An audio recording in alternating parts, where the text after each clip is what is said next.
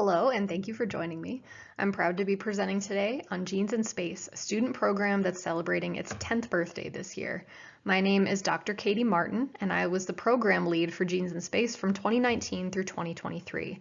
I'm presenting on behalf of my colleague, Mark Bliss, who most recently ran the program, plus the rest of our team, which includes representatives from Boeing and our company, MiniPCR Bio. Because Genes in Space is celebrating a decade of student-led science on the International Space Station, we'd like to take a few minutes to look back at some stellar moments of achievement and look forward at what we hope to accomplish in the next 10 years. At its core, Genes in Space is an ideas contest. Every year, we challenge hundreds of U.S. students in grades 7 through 12 to think critically and creatively about the challenges of space exploration. We invite them to follow their curiosity and identify an open research question in space biology, propose a hypothesis or research goal, develop an experimental plan, and explain how their results will impact the future of spaceflight. The winning student team gets the opportunity to develop their experiment as a flight-ready scientific payload and send it to space to be conducted by astronauts. In this photo, we see 2022 competition winner Pristine Onuoha watching her project, which established a novel technique to measure the lengths of telomeres and other nucleic acids, grow into something so much larger and more tangible than she could have dreamed. It is this that inspires students to apply to Genes in Space. And it's no secret that space inspires students. After the Apollo missions, the US saw a huge rise in young professionals entering science and engineering fields. But there's a persistent myth that space research is accessible only for NASA engineers and elite PhD scientists. Photos like this one challenge that myth of inaccessibility. The Genes in Space program was designed specifically to give young students the agency to tackle the most pressing challenges of our time and to foster that innate curiosity about life beyond our world. So how do we accomplish this?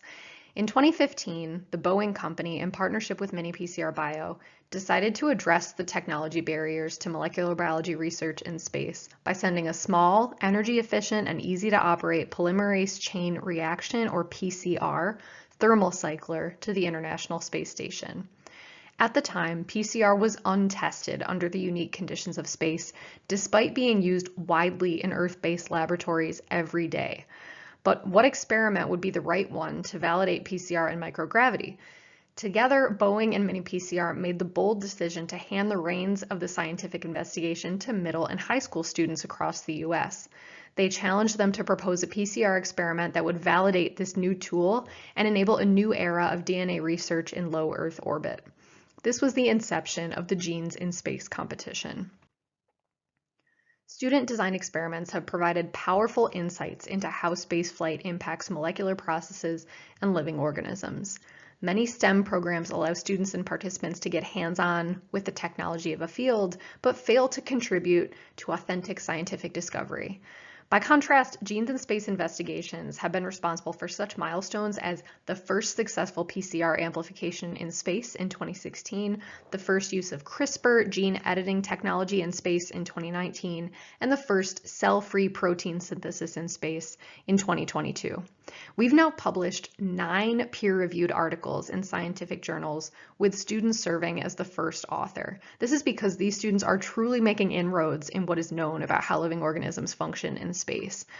The scientific topics investigated have ranged from the types of immune system dysregulation that leave space travelers susceptible to infection, to DNA damage and repair pathways that may cause genomic instability and cancer.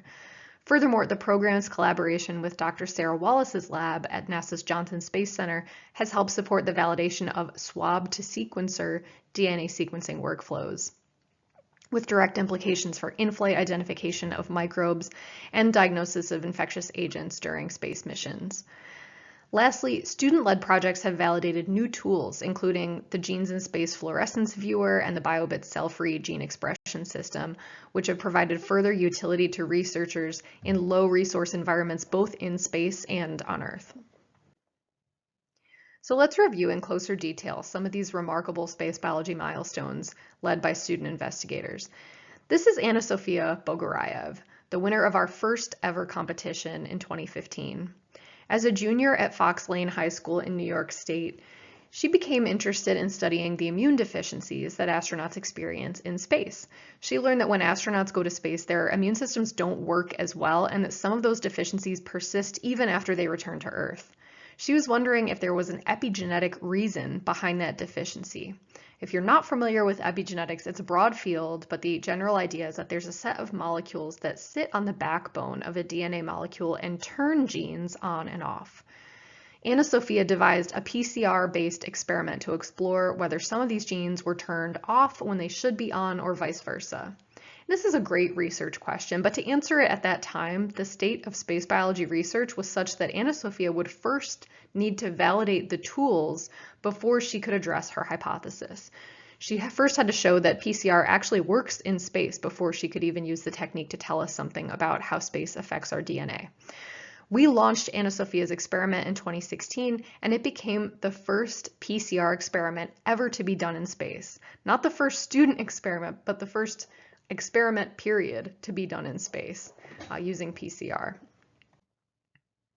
Here's Anna Sophia today. As of 2025, she is training to become a physician scientist and earning her MD PhD through a joint program from Harvard and MIT. She's still fascinated by space medicine, and she's still regularly involved with the Genes in Space program. I'd also like to highlight this team of 4 from 2018. This is a group of students from the Twin Cities area in Minnesota. They were interested in a totally different area of biology, DNA repair. They learned that when you go to space, you're barraged by cosmic radiation that can cause DNA damage, especially double-stranded breaks, which can be a major issue for astronauts. They can fail to repair or repair incorrectly, which can lead to mutations or even cancer. Our cells have DNA repair mechanisms, but we don't know exactly how they work in space. And before we try to design interventions and treatments, we need to better understand what our bodies are trying to do at baseline. So these students designed an experiment where they would use CRISPR DNA editing technology to inflict targeted damage on the genome. Then they went back and looked at the area of the damage and used DNA sequencing to infer what mechanisms the cells were using to repair the cut. This was a really sophisticated experiment, and it was the first to use CRISPR gene editing technology in space. And I really like to highlight this one because it also used PCR on orbit, which would not have been possible without Anna Sophia's contributions in 2015.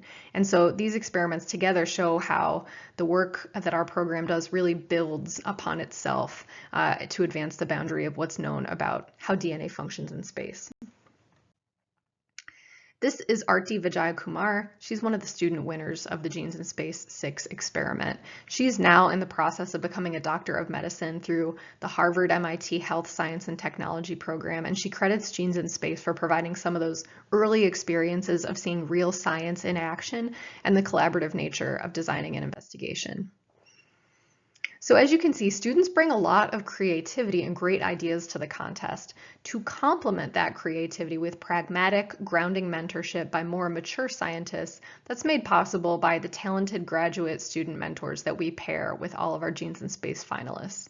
On the slide here, you can see mentor Dennis Atabay at the center, and he's surrounded by his mentees, the student team who designed the CRISPR experiment I just described on the last slide. Mentors like Dennis guide students through further developing their ideas, preparing their oral presentations, and thinking critically about the realistic constraints of ISS payloads. Notably, Genes in Space mentors serve as advisors, coaches, and cheerleaders, all while juggling their own research endeavors. Mentorship bonds stretch beyond the span of a competition cycle. Mentors write letters of recommendation for undergraduate research programs and offer guidance to students as they navigate college admissions. Since 2015, Genes in Space has partnered with 25 incredible graduate student mentors, and in many ways, those mentors are the backbone of our program, and they're responsible for the depth of impact it's able to have on our students. In 2020, the John Hatch Memorial Prize in Mentorship was established to recognize our outstanding mentors. The prize is named in honor of John Hatch, who you can see second from the right on this slide. John was a Harvard PhD candidate and beloved Genes in Space mentor who passed away at an untimely age in 2019. Recipients of the prize receive a stipend and are invited to serve as Genes in Space judges. We still feel John's absence every year, but we're grateful to have a way to carry forward his memory and to formally recognize the contributions of the mentors that they make to our program each year. Another way Genes in Space has ensured its success is emphasizing community involvement and the sharing of ideas. Each year, 5 finalist teams are invited to present their ideas at a professional conference, this year at the Ascend conference, which took place in July. In addition to receiving feedback from our contest judges, students get to immerse themselves in the conference, attend presentations, network with researchers, and explore the innovative work being done in the space industry. And as we always tell our students, they will forever be members of the Genes in Space community. The relationship doesn't end when the conference ends and they go home, and you can see some evidence of that here. In 2024, a panel of program alumni shared on the ISS Research and Development Conference main stage how involvement in the Genes in Space program and conference attendance has shaped their scientific experience, prepared them for the STEM workforce, and positively influenced their career trajectories.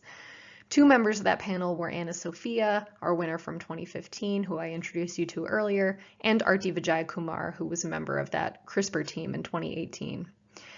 Equally important for the sharing of scientific ideas is student publication. On the right, you can see the cover image from the March 2024 issue of ACS Synthetic Biology, where our Genes in Space 2021 winner Celine Kokelar published the results of her project. Together, mentors, advisors, and program staff help students work on their manuscripts, analyze data, and navigate the process of submitting their manuscripts to scientific journals. Our winners enter their post-secondary schooling with something that most students don't have, a publication to their name and experience in academia. What research lab wouldn't have taken them on? As I mentioned, this year marks the 10th anniversary of the founding of Genes in Space, as well as the first decade of molecular biology research in low Earth orbit. The response has been remarkable. Here are just a few historical program metrics from the last 10 years. 14,597 students have been given hands-on experience with biotechnology tools and trained in biotech skills via our Lab in a Box classroom loan program. Over 10,000 students have been inspired to think creatively about the challenges of space exploration by submitting space biology proposals to Genes in Space. We've received proposals from students from 48 states and territories, including Alaska, Hawaii, Puerto Rico, and the Northern Mariana Islands.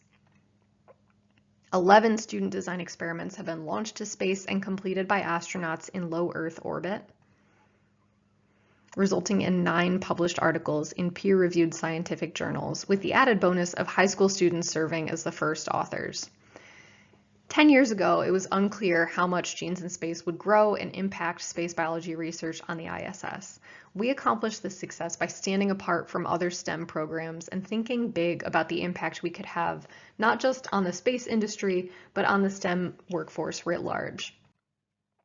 Behind every photo of a smiling student watching their project launch on a rocket, there are hundreds of other students in classrooms like this one, developing their curiosities and problem-solving skills, and applying them to the problems of human spaceflight at a time when crewed space travel is becoming more accessible.